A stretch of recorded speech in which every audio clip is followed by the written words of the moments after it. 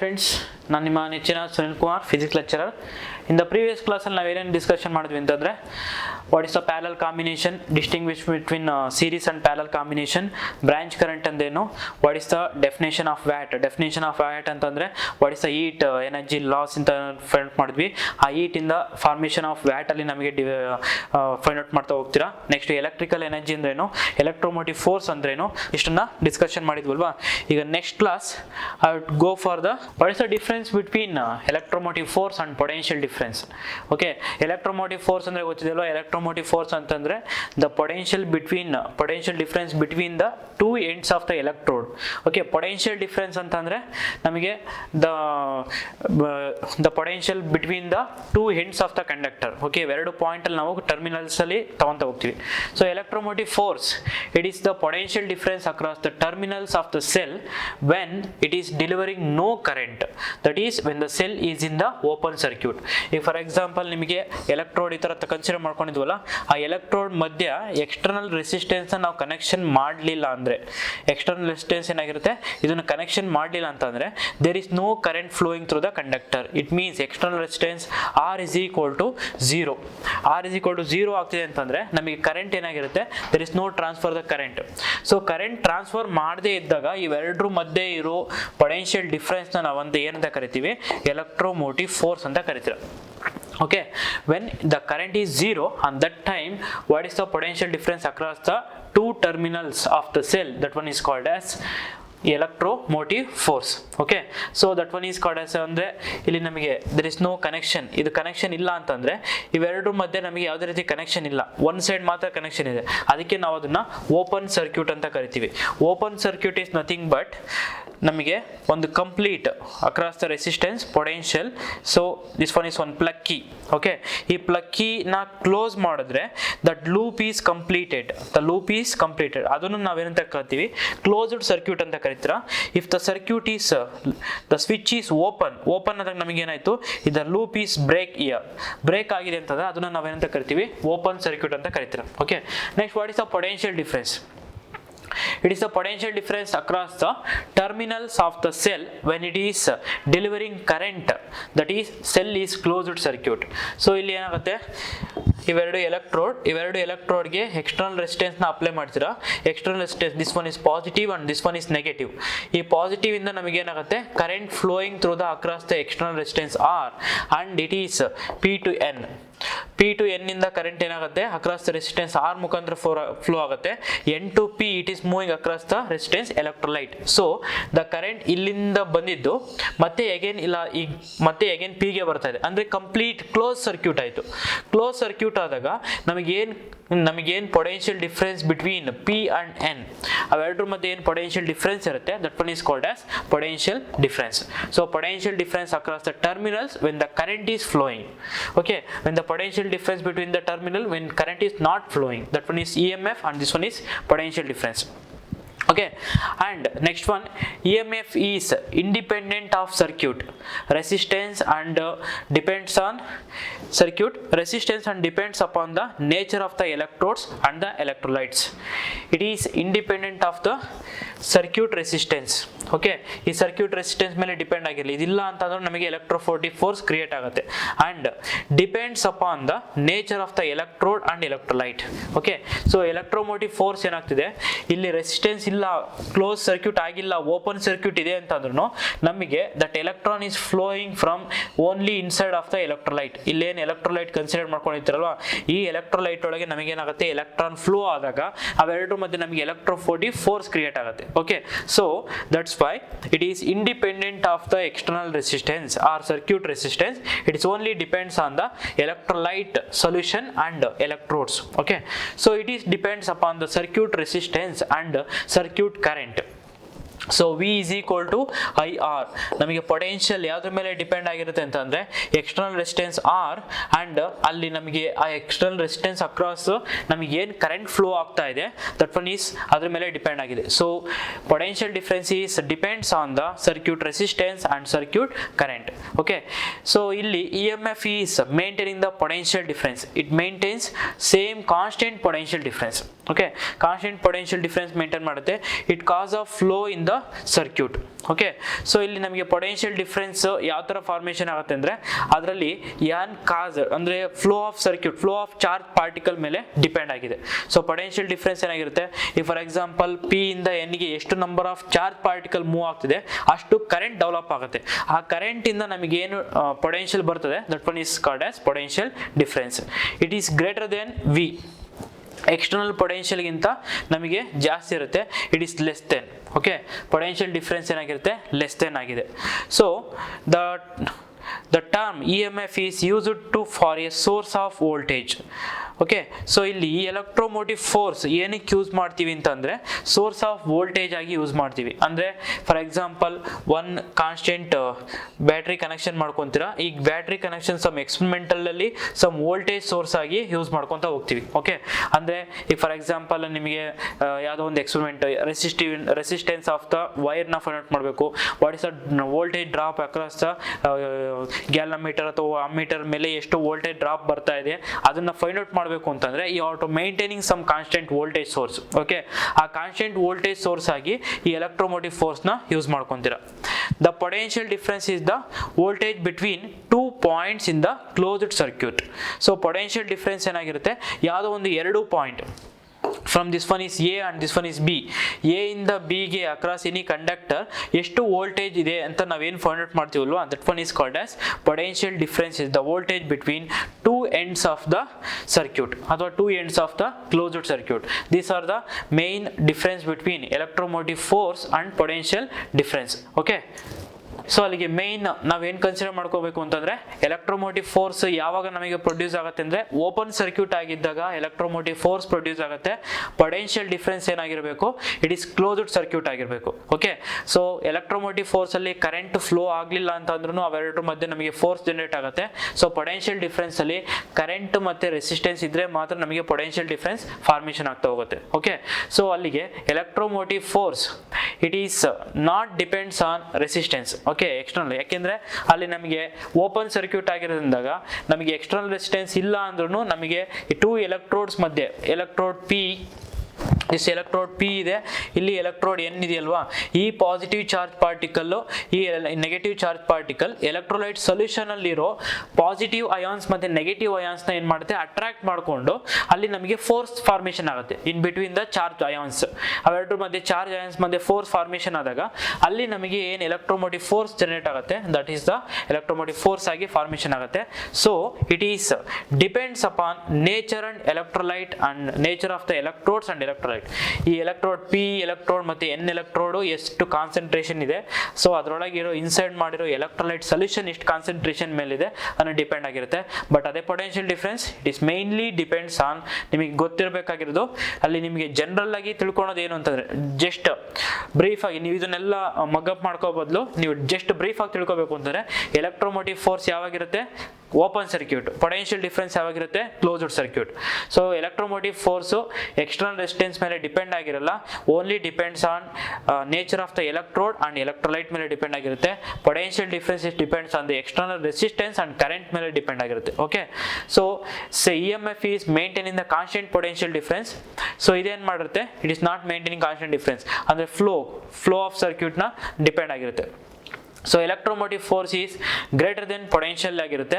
So potential difference is less than the potential ಆಗಿರುತ್ತೆ. ಏನಕ್ಕೆ less than potential ಆಗುತ್ತೆ ಅಂತಂದ್ರೆ, ಸೊ ಇಲ್ಲಿ ನಾವು ಏನು ಪೊಟೆನ್ಷಿಯಲ್ ಡಿಫರೆನ್ಸ್ ಅಪ್ಲೈ ಮಾಡ್ತೀವಿ, ಸಮ್ ಬ್ಯಾಟ್ರಿ ಸೋರ್ಸ್ ಇಂದ ಪೊಟೆನ್ಷಿಯಲ್ ಡಿಫರೆನ್ಸ್ ಅಪ್ಲೈ ಮಾಡಿದಾಗ ಸೊ ಇಲ್ಲಿ ಅಕ್ರಾಸ್ ದ ರೆಸಿಸ್ಟೆನ್ಸ್ ಏನಾಗುತ್ತೆ, ಸಮ್ ವೋಲ್ಟೇಜ್ ಡ್ರಾಪ್ ಆಗುತ್ತೆ. ಅಂದ್ರೆ ಫ್ಲೋ ಆಫ್ ಚಾರ್ಜ್ ಪಾರ್ಟಿಕಲ್ ನ ನಾವು ಅಪೋಸ್ ಮಾಡಿದಾಗ some of the charge particle it is loss in the formation of heat. Okay, ಅವಾಗ ಹೀಟ್ ಆದಾಗ ನಮಗೆ ಇನಿಷಿಯಲಿ ಪೊಟೆನ್ಷಿಯಲ್ ಏನಿದೆ ಅದಕ್ಕಿಂತ ನಮಗೆ ಡಿಕ್ರೀಸ್ ಆಗ್ತಾ ಹೋಗುತ್ತೆ. ಬಟ್ ಅದೇ ನಮಗೆ ಎಲೆಕ್ಟ್ರೋಮೋಟಿವ್ ಫೋರ್ಸ್ ಏನಾಯ್ತು, ಯಾವುದೇ ನಮಗೆ ಎಕ್ಸ್ಟರ್ನಲ್ ರೆಸಿಸ್ಟೆನ್ಸ್ ಇಲ್ಲ, ರೆಸಿಸ್ಟೆನ್ಸ್ ಇಲ್ದಲೇ ಇದ್ದಾಗ ಇಲ್ಲಿ ಕಾನ್ಸಂಟ್ರೇಷನ್ ಇರೋ charge particle flow and motion ಆಗೋದ್ರಿಂದ ಅಲ್ಲಿ ನಮಗೆ potential is greater than V ಬರ್ತಾ ಹೋಗುತ್ತೆ. Okay, the term EMF is used for source of voltage. ಅಂದ್ರೆ ಈ ಎಲೆಕ್ಟ್ರೋಮೋಟಿವ್ ಫೋರ್ಸ್ ಎಲ್ಲಿ ಯೂಸ್ ಮಾಡ್ತೀರಾ ರೆಗ್ಯುಲರ್ ಆಗಿ ಅಂತಂದ್ರೆ, ನಿಮಗೆ ಈಗ ಲ್ಯಾಬ್ ಸ್ಟಾರ್ಟ್ ಮಾಡಿದ್ರೆ ಲ್ಯಾಬ್ ಅಲ್ಲಿ ಪ್ರತಿಯೊಂದು ಎಕ್ಸ್ಪೆರಿಮೆಂಟ್ ಕರೆಂಟ್ ರಿಲೇಟೆಡ್ ಎಕ್ಸ್ಪೆರಿಮೆಂಟ್ಗೆ ನಾವು ಫೈಂಡ್ ಔಟ್ ಮಾಡಬೇಕು ಅಂತಂದ್ರೆ ಅಲ್ಲಿ EMF ಬ್ಯಾಟ್ರಿನೇ ಯೂಸ್ ಮಾಡ್ತಾರೆ. ಏನಕ್ಕೆ ಅಂತಂದ್ರೆ it is maintaining constant voltage ನ ಮೇಂಟೈನ್ ಮಾಡಬೇಕು.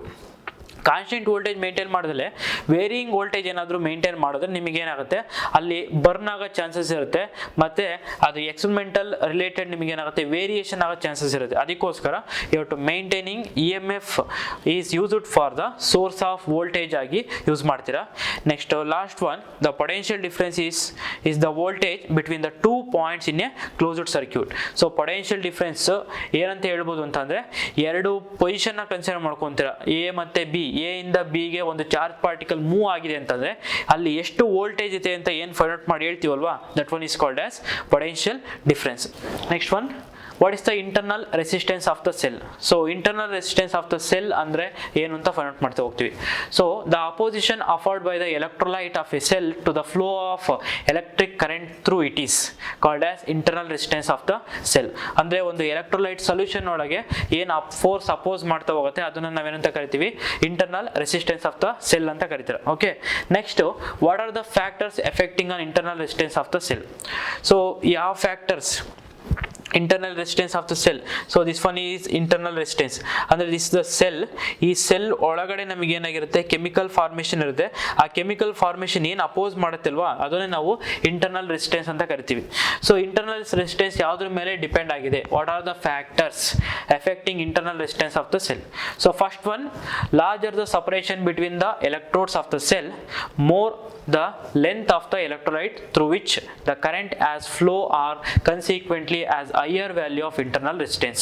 Okay, so in the case ನಮಗೆ electrolyte ಮಧ್ಯ separation ಏನಾದರೂ increase ಆಗ್ತಾ ಹೋದ್ರೆ, so this one is first p electrode, this one is n electrode. ಇವೆರಡು ಮಧ್ಯೆ separation increase ಆದಾಗ ಇಲ್ಲಿರೋ ಒಂದು ಅಯಾನ್ಸ್ ಏನಾಗಬೇಕು, ಇದ್ರ ಮೇಲೆ ಮೂವ್ ಆಗ್ತಾ ಹೋಗುತ್ತೆ. ಇಲ್ಲಿರೋ ಒಂದು ಅಯಾನ್ಸ್ ಇದ್ರ ಮೇಲೆ ಮೂವ್ ಆಗ್ತಿದೆ ಅಂತಂದ್ರೆ ಅಲ್ಲಿ ನಮಗೆ ಏನಾಗುತ್ತೆ, ಅಪೋಸಿಂಗ್ ಫೋರ್ಸ್ ಇನ್ಕ್ರೀಸ್ ಆಗ್ತಾ ಹೋಗುತ್ತೆ. Okay, larger the separation between the electrodes of a cell, one, and more the length of the electrolyte. So electrolyte solution ಏನಾದರೂ ಲೆಂತ್ ಏನಾದರೂ ಜಾಸ್ತಿ ಆಗ್ತಾ ಹೋದ್ರೆ which current as to flow the consequently as higher value of internal resistance. So ಇಲ್ಲಿಂದ ನಮಗೆ charge particle move ಆಗೋದು ಏನಾಗುತ್ತೆ, increase ಆಗುತ್ತಾ ಹೋಗುತ್ತೆ. ಆವಾಗ ರೆಸಿಸ್ಟೆನ್ಸ್ ಏನಾಯಿತು, internal resistance is increases. Okay, and next one, greater the conductivity of the electrolyte. Okay, conductivity is nothing but ನಮಗೆ it is a charge flow of charge particle. ಒಂದು point ಇನ್ನೊಂದು ಪಾಯಿಂಟ್ಗೆ ಚಾರ್ಜ್ ಪಾರ್ಟಿಕಲ್ ಹೋಗೋದನ್ನ ನಾವೇನಂತ ಕರಿತೀವಿ, conductivity ಅಂತ ಕರಿತೀವಿ. Or one more definition, it is the reciprocal of the resistivity. Okay, that one is called as greater the conductivity of electrolyte. Electrolyte ನಮಗೆ conductor ಜಾಸ್ತಿ ಇದ್ರೆ that is the effect on the internal resistance. Lesser in the internal resistance of the cell. Okay, so conductivity ಏನಾದರೂ ಜಾಸ್ತಿ ಇದ್ರೆ electrolyte ಅಲ್ಲಿ internal resistance ಏನಾಗುತ್ತೆ, ಕಡಿಮೆ ಆಗ್ತಾ ಹೋಗುತ್ತೆ. So internal resistance depends on the nature of the electrolyte. So concentration electrolyte ಯಾವ್ದ್ರಿಂದ made up ಆಗಿದೆ ಅದ್ರ ಮೇಲೆ ಡಿಪೆಂಡ್ ಆಗ್ತಾ ಹೋಗುತ್ತೆ. Okay, and next one, the internal resistance of a cell is the inversely proportional to the common area of electrodes dipped in the electrolyte. So ಈಗ for example ನಾನು last ಕ್ಲಾಸಲ್ಲಿ ಒಂದು ಡಯಾಗ್ರಾಮ್ ಹಾಕಿದೆ, ಇಸ್ ದ ಎಲೆಕ್ಟ್ರೋಲೈಟ್ ಸೊಲ್ಯೂಷನ್. ಅದರೊಳಗೆ ನಾವು ಏನು ಮಾಡಿದ್ದೀವಿ, ಎಲೆಕ್ಟ್ರೋಡ್ಸ್ನ drip ಮಾಡಿದೀವಲ್ವಾ, ಇಲ್ಲಿ ನಮಗೇನು ಕಾಮನ್ ಏರಿಯಾ ಇದೆ ಅದ್ರ ಮೇಲೆ ಇನ್ವರ್ಸ್ಲಿ ಪ್ರೊಪೋರ್ಷನಾಲಿಟಿ ಆಗಿ ಡಿಪೆಂಡ್ ಆಗಿದೆ. That area is more, internal resistance is less. Okay, internal resistance area ಜಾಸ್ತಿ ಇದ್ರೆ ಇಂಟರ್ನಲ್ ರೆಸಿಸ್ಟೆನ್ಸ್ ಕಡಿಮೆ ಇರುತ್ತೆ, ಏರಿಯಾ ಕಡಿಮೆ ಇದ್ರೆ ಇಂಟರ್ನಲ್ ರೆಸಿಸ್ಟೆನ್ಸ್ ಜಾಸ್ತಿ ಆಗ್ತಾ ಹೋಗುತ್ತೆ. So next one, the internal resistance of the cell depends on the nature of the electrodes. So electrodes ಮೇಲೂ ಡಿಪೆಂಡ್ ಆಗಿರುತ್ತೆ. ಏನಕ್ಕೆ ಅಂತಂದ್ರೆ what is the concentration of positive charge particle, what is the concentration of negative charge particle. So ಆ positive charge particle ಮತ್ತೆ negative electrode ಏನ್ ಮಾಡುತ್ತೆ, electrolyte ಒಳಗಡೆ drip ಮಾಡಿದಾಗ it is easily separate the charge particle. So ಅಲ್ಲಿಗೆ separate charge particle move ಆದಾಗ ನಮಗೆ internal electromotive force formation ಆಗ್ತಾ ಹೋಗುತ್ತೆ. ಸೊ ಅದರಿಂದ internal resistance of the cell it depends on the nature of the electrodes. Okay, first one, separation, distance between the two electrodes. ಅವೆರಡು electrode ಮಧ್ಯೆ separation ಜಾಸ್ತಿ ಮಾಡಿದಾಗ so ಅಲ್ಲಿ ಮೂವ್ ಆಗೋ current ಏನಾಗುತ್ತೆ, ಕನ್ಸಿಕ್ವೆಂಟ್ಲಿ ಜಾಸ್ತಿ ಆದಾಗ ಇಂಟರ್ನಲ್ ವ್ಯಾಲ್ಯೂ ಇಸ್ ಆಲ್ಸೋ ಜಾಸ್ತಿ ಆಗ್ತಾ ಹೋಗುತ್ತೆ. ಓಕೆ, ನೆಕ್ಸ್ಟು ಕಂಡಕ್ಟಿವಿಟಿನ ಜಾಸ್ತಿ ಮಾಡಿದ್ರೆ internal resistance of the electrolyte ಏನಾಗುತ್ತೆ, ಡಿಕ್ರೀಸಸ್ ಆಗುತ್ತೆ. And next one, it is depends on the nature of the electrolyte. Okay, and the next one, internal resistance is inversely proportional to the common area of the electrolyte. Area ಮೇಲೆ depend ಆಗಿರುತ್ತೆ. And last one is it depends on the nature of the electrodes. Okay, so that electromotive force, that one is equal to electromotive force is equal to ನಮಗೆ ಏನು ಮಾಡಿದ್ವಿ ಆ total electromotive ಫೋರ್ಸ್ನ ನಾವು find out ಮಾಡಬೇಕು ಅಂತಂದರೆ ಒಂದು electrode ಇಲ್ಲಿ place ಮಾಡಿದ್ರ, ಸೊ ಈ ಎಲೆಕ್ಟ್ರೋಡ್ ಪ್ಲೇಸ್ ಮಾಡಿದಾಗ ಇಲ್ಲಿ ಸಮ್ ಎಲೆಕ್ಟ್ರೋಲೈಟ್ ಇದೆ, ಓಕೆ, ಒಂದು ಸೊಲ್ಯೂಷನ್ ಇದೆ. ಇವೆರಡರ ಮಧ್ಯೆ ಏನು ನಮಗೆ ಬರ್ತದೆ that one is called as E M F ಅಥವಾ potential difference. E M F potential difference ಆಗಿರುತ್ತೆ. ನೆಕ್ಸ್ಟ್ ಅದಾದಮೇಲೆ it is connected some external resistance connect ಮಾಡಿದಾಗ ಇಲ್ಲಿ ಸಮ್ ವೋಲ್ಟೇಜ್ ಏನಾಗುತ್ತೆ ಡ್ರಾಪ್ ಆಗ್ತಾ ಹೋಗುತ್ತೆ, ಅಂದರೆ ಫ್ಲೋ ಆಫ್ ಕರೆಂಟ್ ಇಂದ. ಓಕೆ, ಫ್ಲೋ ಆಫ್ ಕರೆಂಟ್ ಇಂದ ಡ್ರಾಪ್ ಆದಾಗ the total E M F E is equal to ಏನಾಯಿತು ವಿ, ಅಂದರೆ voltage drop across the electrolyte plus voltage drop across the external resistance. So E is equal to V plus V. So V is equal to voltage drop across the capital V is indicate voltage drop across the external resistance. Okay, small V is indicate the voltage drop across the cell. Okay, so ಅಲ್ಲಿಗೆ I R plus I R. So I is taken as common, ಯಾಕೆಂದ್ರೆ ಎರಡು point ಅಲ್ಲೂ inside of the electrolyte and external resistance ಅಲ್ಲೂ ನಮಗೆ current ಏನಾಗಿರುತ್ತೆ same current flow ಆಗ್ತಾ ಇದೆ.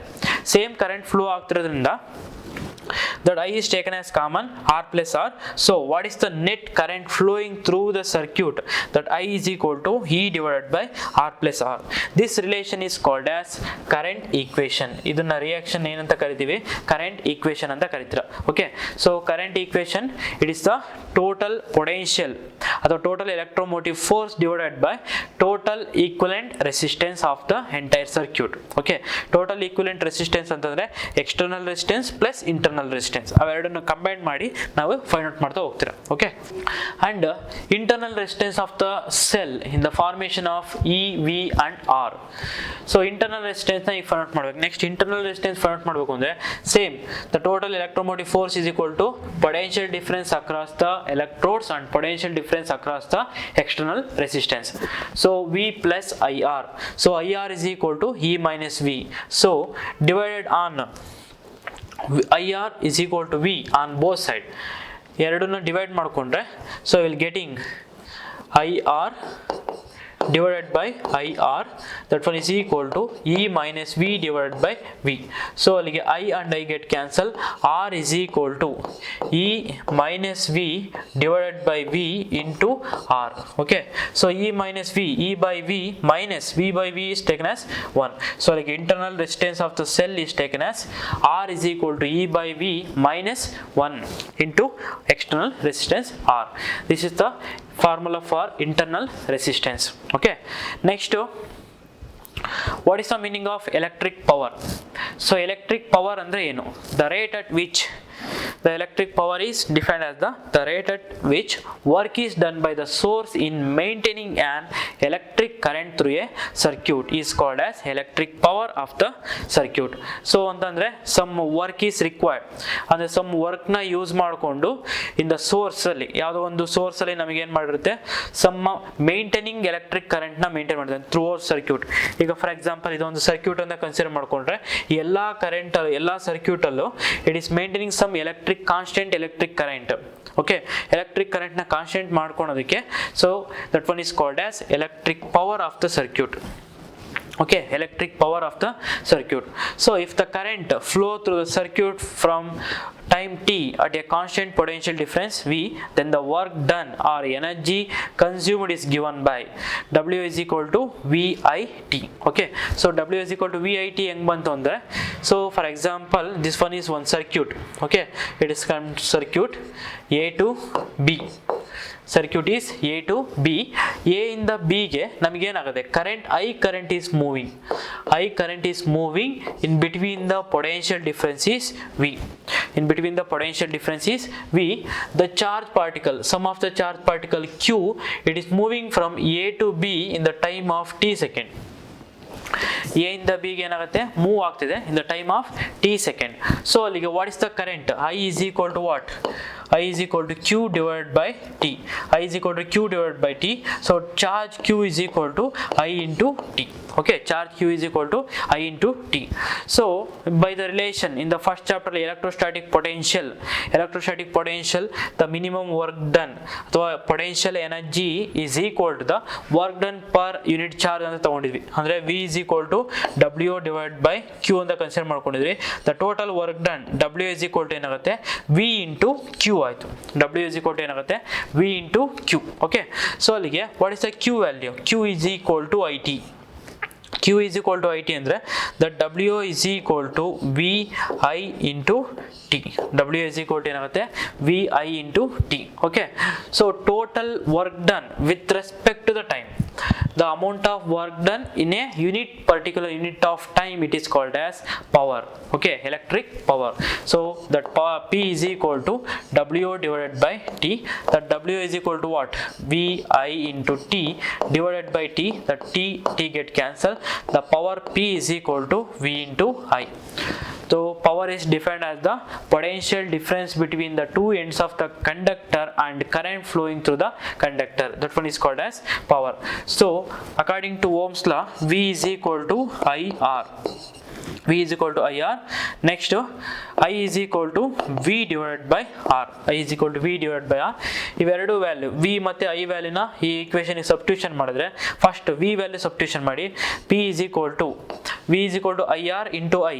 So that one is I square R, and again P is equal to I value substitution ಮಾಡಿದ್ರೆ V into V by R. That one is equal to V square divided by R. So these are the three formations of power, electric power. So first ನಿಮಗೆ ಏನಾದರೂ what is the power in the formation of potential ಮತ್ತೆ current values ನ ಕೊಟ್ಟು power ಎಷ್ಟು ಬರ್ತದೆ ಅಂತ find out ಮಾಡಿದ್ರೆ ಈ ವ್ಯಾಲ್ಯೂನ ಯೂಸ್ ಮಾಡ್ಕೊಂತೀರಾ. ನೆಕ್ಸ್ಟ್ ಕರೆಂಟ್ ಮತ್ತೆ ರೆಸಿಸ್ಟೆನ್ಸ್ ಕೊಟ್ಟಾಗ ಈ ಫಾರ್ಮುಲಾ ಯೂಸ್ ಮಾಡ್ತೀರಾ. ಪೊಟೆನ್ಷಿಯಲ್ ಮತ್ತೆ ರೆಸಿಸ್ಟೆನ್ಸ್ ಕೊಟ್ಟಾಗ ಈ ಫಾರ್ಮುಲಾಸ್ ಯೂಸ್ ಮಾಡ್ತೀರಾ. This the different kind of formulas for finding the electric power. Okay, electric power ಮಾಡೋದಕ್ಕೆ 3 ಡಿಫರೆಂಟ್ ಫಾರ್ಮುಲಾಸ್ ಇದೆ, ಅದನ್ನು ಕರೆಕ್ಟಾಗಿ ನೆನ್ಪಿಟ್ಕೊಳ್ಳಿ. Okay, next one is combination of cells. Okay, combination of cells. In the previous ಕ್ಲಾಸಲ್ಲಿ ನಾವು combination of ರೆಸಿಸ್ಟೆನ್ಸ್ನ ನೋಡಿದ್ವಲ್ವಾ, so ಅದೇ ಥರ ಇಲ್ಲಿ combination of cells. So single cell provided a small current. In order to get a higher current in a circuit, we can often use the combination of cell. 2 or more cell combined of a cell is called as battery. So ನಿಮಗೆ some experimental diagram ಅಲ್ಲಿ ನೋಡಿರ್ತೀರ, ಯಾವುದೋ ಒಂದು circuit ನೋಡಿರ್ತೀರ. Circuit ಈ ಥರ ಒಂದು external resistance ಇದೆ, ಎಕ್ಸ್ಟರ್ನಲ್ ರೆಸಿಸ್ಟೆನ್ಸ್ ಅಲ್ಲಿ ಪಾಸಿಟಿವ್ ನೆಗೆಟಿವ್ ಈ ಥರ ಲೈನ್ ಹಾಕಿರ್ತಾರೆ, ಗೊತ್ತಾ? ಎಲ್ಲರೂ ನೋಡಿರ್ತೀರ ಅಂತ ಅನ್ಕೊಂಡಿರ್ತೀನಿ. ಅದಾದಮೇಲೆ ಇಲ್ಲಿ ಒಂದು ಆರೋ ಮಾರ್ಕ್ ಇಂಡಿಕೇಟ್ ಮಾಡಿರ್ತಾರೆ. ಸೊ ಇದೇನು ಇಂಡಿಕೇಟ್ ಮಾಡುತ್ತೆ ಅಂದರೆ this is the combination of the cells. So this is one cell, this longer line and shorter line one cell, and again longer line shorter line is one cell, this one is another cell, this one is another cell. Okay, so ಇಲ್ಲಿ ಏನು ಮಾಡ್ತಿದೆ, 2 or more cells ನ ನಾವೇನು ಮಾಡ್ತೀವಿ combine ಮಾಡ್ಕೊತೀರಾ. ಏನಕ್ಕೆ combine ಮಾಡ್ಕೊತೀರಾ ಅಂದರೆ, so ಒಂದು ಸೆಲ್ಲಿಂದ ನಮಗೇನಾಗುತ್ತೆ, it is a less amount of current produce ಆಗ್ತಾ ಇರುತ್ತೆ.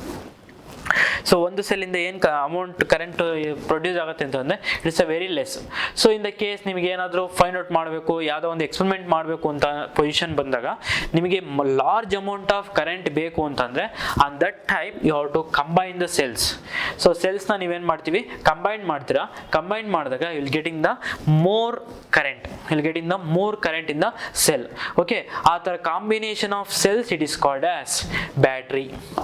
Combination of cells is called as battery. And one more thing ನಿಮಗೆ ಇಂಪಾರ್ಟೆಂಟ್ ಆಗಿ ನನಗೆ ಗೊತ್ತಿರಬೇಕು ಅಂತಂದರೆ, ನಿಮಗೆ ಯಾವುದೇ ಒಂದು ಸರ್ಕ್ಯೂಟಲ್ಲಿ ಈ ಥರ ಒಂದು ರೆಸಿಸ್ಟೆನ್ಸು ಒಂದು ಟರ್ಮಿನಲ್ ಈ ಥರ ಏನಾದರೂ ಕನೆಕ್ಷನ್ ಕೊಟ್ಟಿದ್ರೆ that one is called as cell. Okay, that one is called as cell. So in case ಅದ್ರ ಬದಲು ನಿಮಗೆ ಈ ಥರ ಏನಾದರೂ ಕೊಟ್ಟಿದ್ದಾರೆ ಅಂತಂದರೆ that is called as battery. Okay, so battery is made up of 2 or more combination of cells. 2 or more cells na combine ಮಾಡಿ ಏನು ಪ್ರೊಡ್ಯೂಸ್ ಮಾಡುತ್ತೆ that one is called as combination of cells. Okay, so first cells in series. So what is the meaning of cells in series? Okay, cell series connection ಯಾವ ಥರ connect ಮಾಡಬೇಕು, end to end connection ಅಂತ ಗೊತ್ತು ಅಲ್ವಾ. End to end connection ಮಾಡ್ತಾ ಇದೀವಿ ಅಂತಂದರೆ, so ಇಲ್ಲಿ ಯಾವ ಥರ ಕನೆಕ್ಷನ್ ಮಾಡ್ತೀವಿ, ಯಾವ ಎಂಡಿಂದ ಯಾವ ಎಂಡಿಗೆ ಕನೆಕ್ಷನ್ ಮಾಡ್ತೀವಿ, that is the important.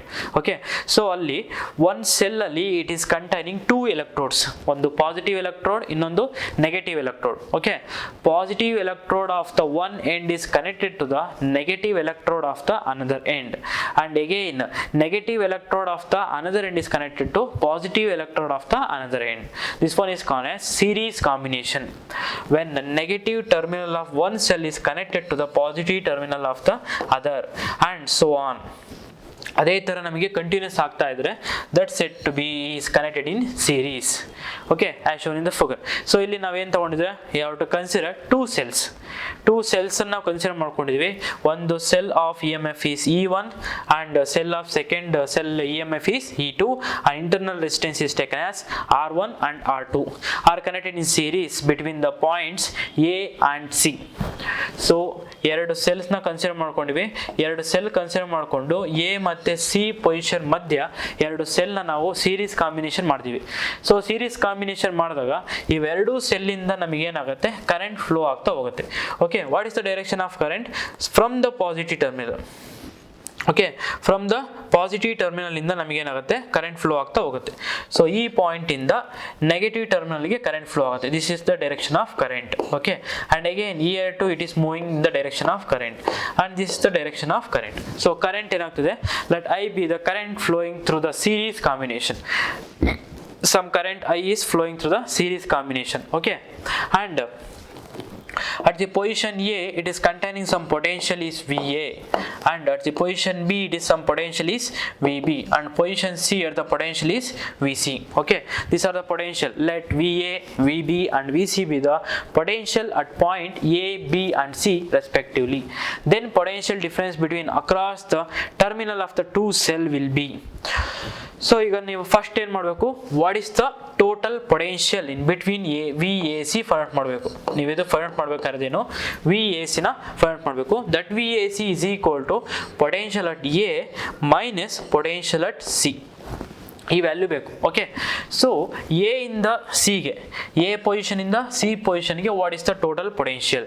Okay, that potential find out ಮಾಡಬೇಕು ಅಂತಂದರೆ first you have to find the what is the potential difference between the first cell and what is the potential difference between the second cell. So potential difference between the first cell ಅಂತಂದ್ರೇನು, the potential difference between from A to B. Okay, so VAB is equal to VA minus VB. VAB is equal to VA minus VB.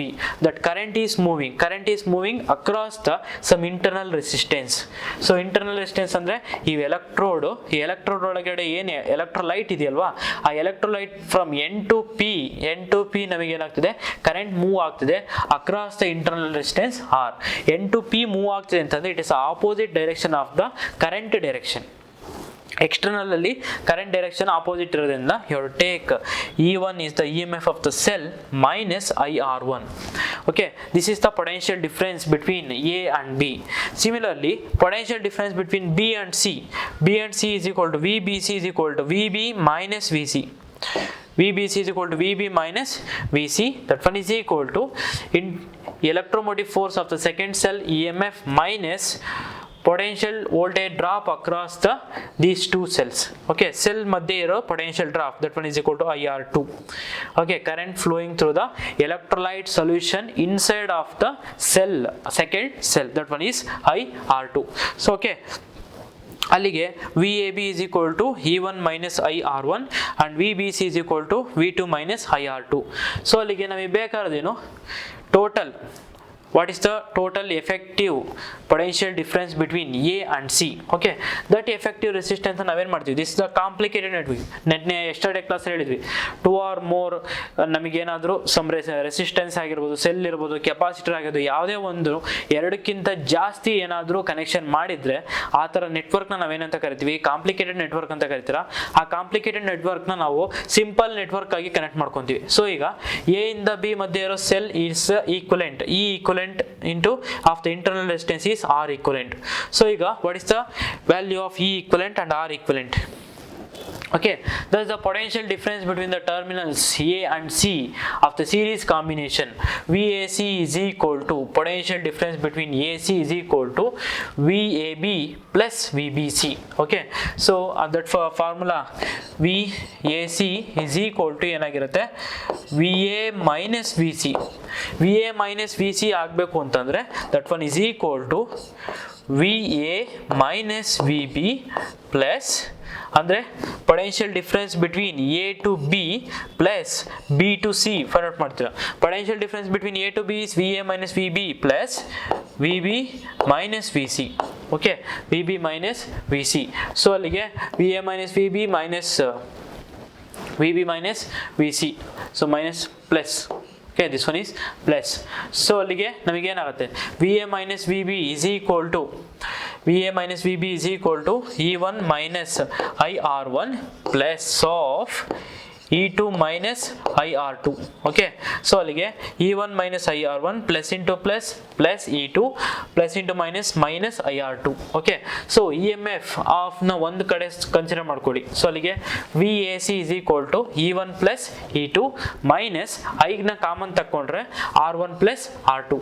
Okay, so ಇದಾದ್ಮೇಲೆ ನಾವೇನ್ ಮಾಡಿದ್ವಿ, ಎಲ್ಲ series combination ನ single cells ಆಗಿ formation ಮಾಡಿದ್ವಿ.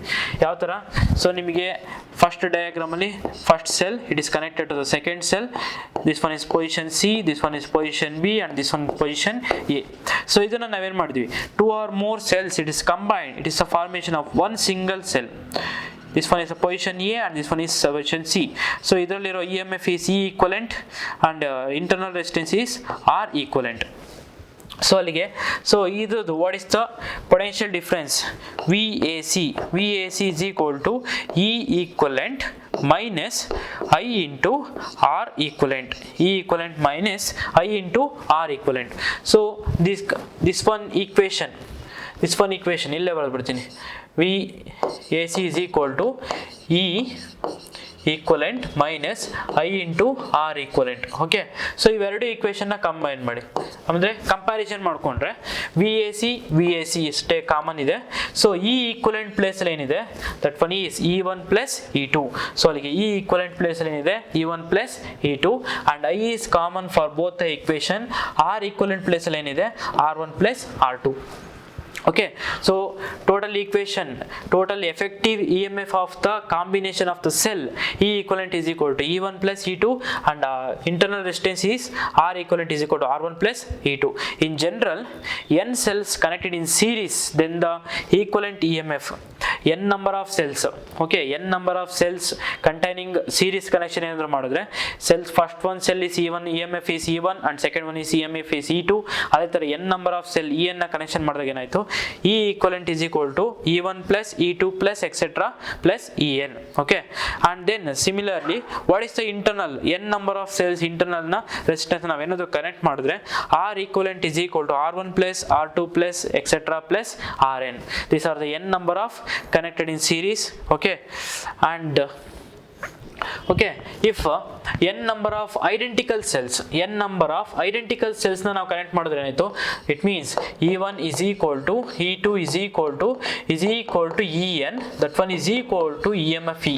ಅಂದ್ರೆ first cell ಇಂದ n number of cells ವರೆಗೂ EMF ಏನಿದೆ, Eನೇ ಇದೆ. Okay, and that time what is the, and then similarly internal resistance ಏನಾಗಿರುತ್ತೆ, R1 is equal to R2 is equal to etc is equal to Rn, that one is equal to internal resistance R.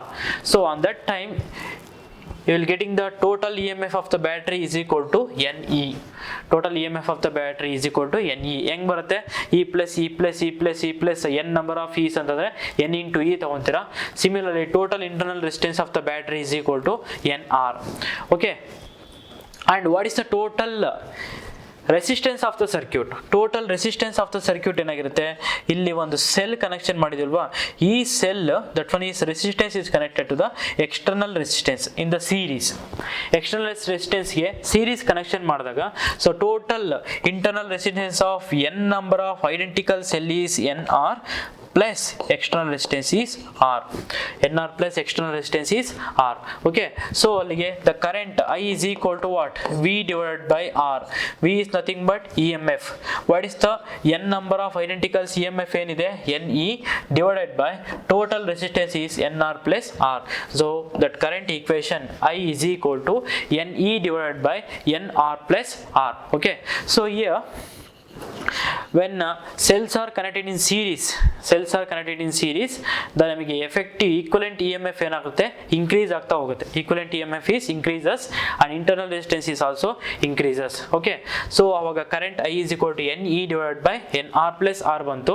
In the case, first case, if R is very much less than NR ಆದರೆ, the external resistance ಏನಾದರೂ internal resistance ಗಿಂತ ತುಂಬಾ ಕಡಿಮೆ ಇದ್ರೆ ಅವಾಗ ನಮಗೆ current ಏನಾಗಿರುತ್ತೆ, I is equal to E divided by R. That current is equal to I divided by current I is equal to E divided by R. Okay, and if the case internal resistance NR is very much less than compared to external resistance R idre, at that time I is equal to N divided by E by R. N divided by E by R. Okay, N into E divided by R. Okay, so in these two cases, which one is maximum current? ಯಾವುದರಲ್ಲಿ ನಮಗೆ maximum current ಬರುತ್ತೆ? So ಇಲ್ಲಿ ನೋಡಿ, E by R. Okay, so internal resistance divided by R. So if external resistance is very much less than compared to the internal resistance, at that time current is equal to the current drop across ಅಥವಾ current by using the any one of the cell. Okay, ಒಂದು cell ಇಂದ ನಮಗೆ ಏನು current develop ಆಗುತ್ತೆ ಆ ಕರೆಂಟ್ಗೆ equal ಆಗಿರುತ್ತೆ. ಯಾವಾಗ ಅಂತಂದ್ರೆ ಎಕ್ಸ್ಟರ್ನಲ್ ರೆಸಿಸ್ಟೆನ್ಸ್ ಇಂಟರ್ನಲ್ ರೆಸಿಸ್ಟೆನ್ಸ್ ಗಿಂತ ಚಿಕ್ಕದಾಗಿದ್ರೆ.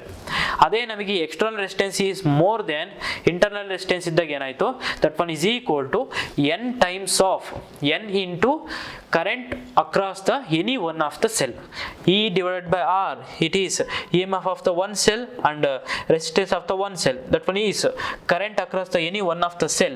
So ಅಲ್ಲಿಗೆ NR is less than, internal resistance is less than external resistance ಆಗಿದ್ದಾಗ ಏನಾಗುತ್ತೆ, the total net current is equal to N into any one of the current across the any one of the cell. Okay, so conclusion ಏನಂತ ಹೇಳ್ಬೋದು, when internal resistance is negligible in comparison to the external resistance, then the cells are connected in a series to get the maximum current. ಯಾವಾಗ ನಮಗೆ maximum current ಬರುತ್ತೆ, internal resistance is negligible compared to the external resistance. ಅಂದ್ರೆ NR divided by R ನಮಗೆ case condition ಏನಾದರೂ satisfy ಆದರೆ ಆ ಟೈಮಲ್ಲಿ the cells connected in series get the maximum current ಬರ್ತಾ ಹೋಗುತ್ತೆ. Okay, so that's the maximum current.